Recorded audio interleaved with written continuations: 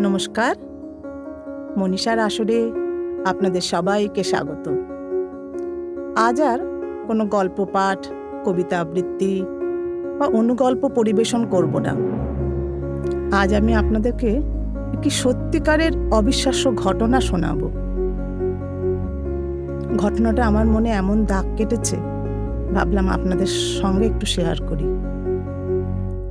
ঘটনাটা ঘটেছিল 1913 সালে ইংল্যান্ডের কেনসিংটন অঞ্চলে।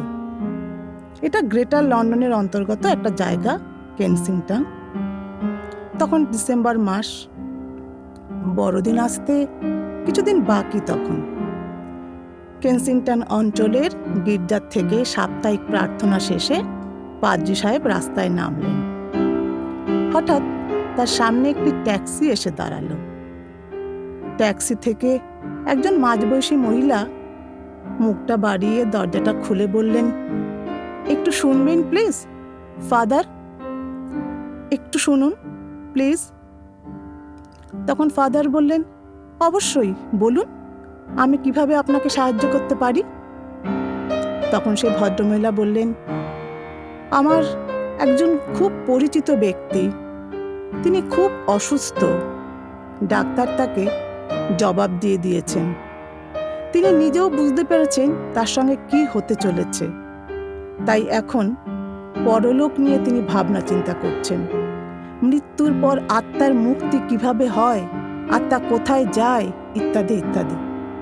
তার বিশেষ ইচ্ছা যে কোনো গির্জার পাদ্রীর সঙ্গে তিনি এই নিয়ে আলোচনা করেন, কিন্তু তার এখন শারীরিক সেই সক্ষমতা নেই যে তিনি কোনো গির্জার যাওয়ার মতো। সেই জন্যই আমি সেই একজন মৃত্যুপথযাত্রী ব্যক্তির হয়ে আমি আপনাকে অনুরোধ করছি ফাদার, একবার যাবেন তার বাড়ি। মহিলাটির কথা শুনে ফাদারের মনটা খুব খারাপ হয়ে গেল। তিনি সেই মৃত্যুপথযাত্রী ব্যক্তিটির বাড়িতে যেতে রাজি হয়ে গেলেন। মহিলাটি ম্লান হেসে কৃতজ্ঞতা জানিয়ে ফাদারকে ট্যাক্সিতে উঠে আসতে বললেন। মিনিট 10 যাওয়ার পর একটা গলির মুখে ট্যাক্সিটা দাঁড়ালো। দুজনেই ট্যাক্সি থেকে নামলেন। মহিলাটি ফাদারকে বললেন, ফাদার, এই গলিটার শেষে যে সাদা রঙের দোতলা বাড়িটা দেখছেন, ওটাই। আপনি এগিয়ে যান, আমি ট্যাক্সির ভাড়া মিটিয়ে আসছি। তো ফাদার তো নেমে এগিয়ে গেলেন। বাড়িটা একটু পুরনো ধরনের। সামনে গিয়ে দেখলেন সদর দরজা হাট করে খোলা। একটু অবাক হলেন ফাদার, কিন্তু যেহেতু তিনি ফাদার, তিনি বাড়ির ভেতর ঢুকে গেলেন। ঢুকে দেখলেন একজন আটডালি গোছের ব্যক্তি ওখানে বসে আছে। সে তো ফাদারকে দেখে শশব্যস্ত হয়ে উঠে দাঁড়ালো। ফাদার, আপনি এখানে? আপনাকে আমরা কিভাবে সাহায্য করব? তখন ফাদার বললেন, একটু ইতস্তত করতে লাগলেন ফাদার, আর বারবার পিছনে ঘুরে মহিলাটিকে খুঁজতে লাগলেন, কিন্তু কোনো মহিলার দেখা তিনি আর পেলেন না।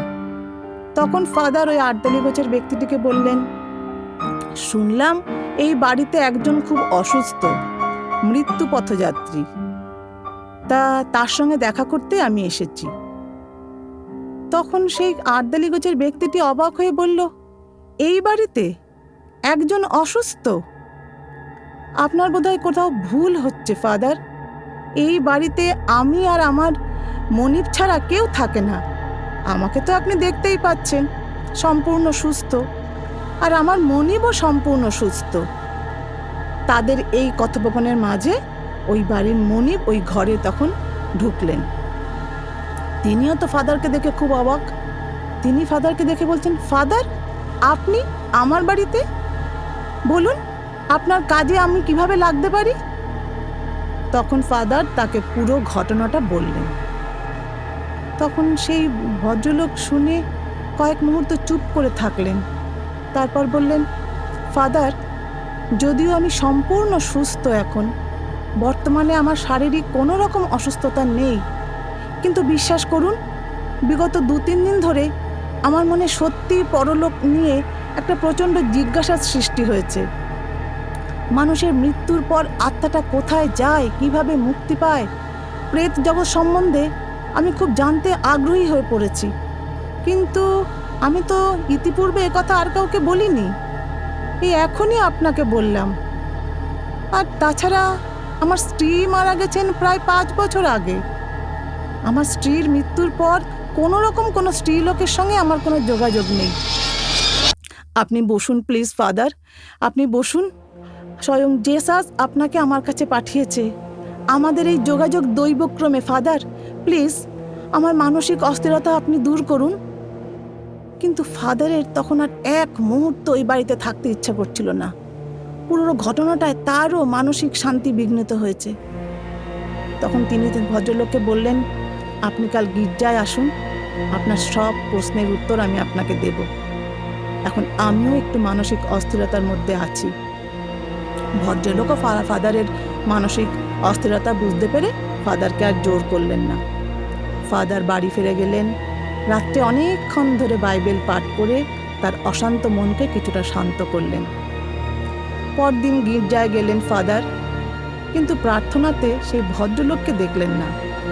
প্রার্থনা শেষে ভদ্রলোকের জন্য ফাদার অনেকক্ষণ অপেক্ষা করলেন, কিন্তু না, ভদ্রলোক আসেননি।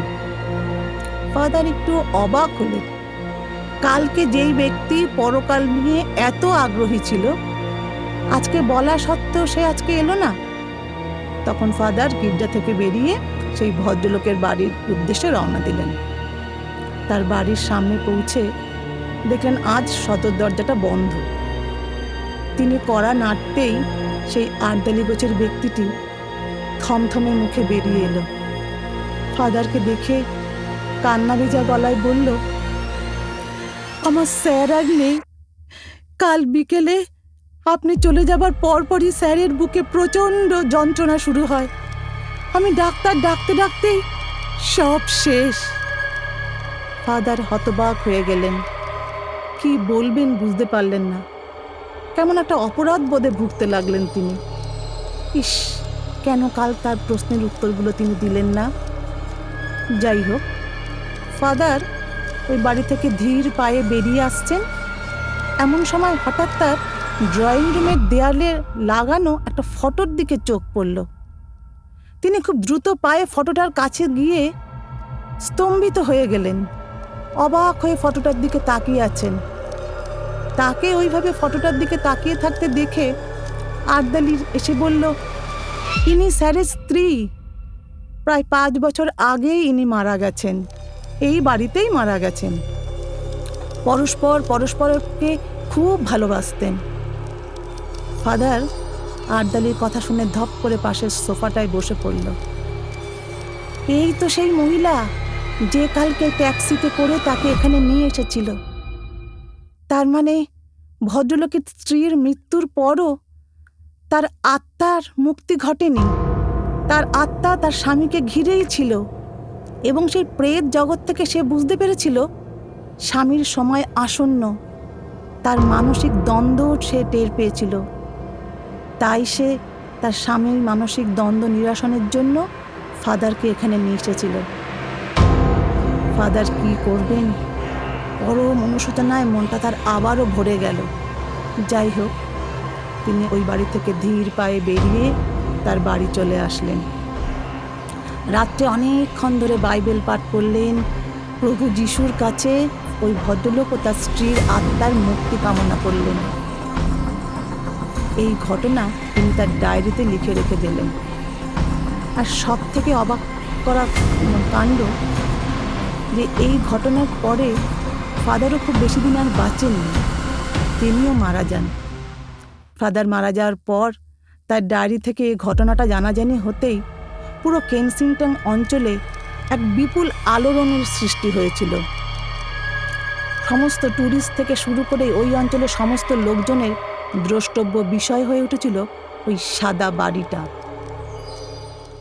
কি বিশ্বাস হচ্ছে না তো? হ্যাঁ, এরকম অবিশ্বাস্য অনেক ঘটনাই আছে যা আমাদের যুক্তিতর্কের বাইরে।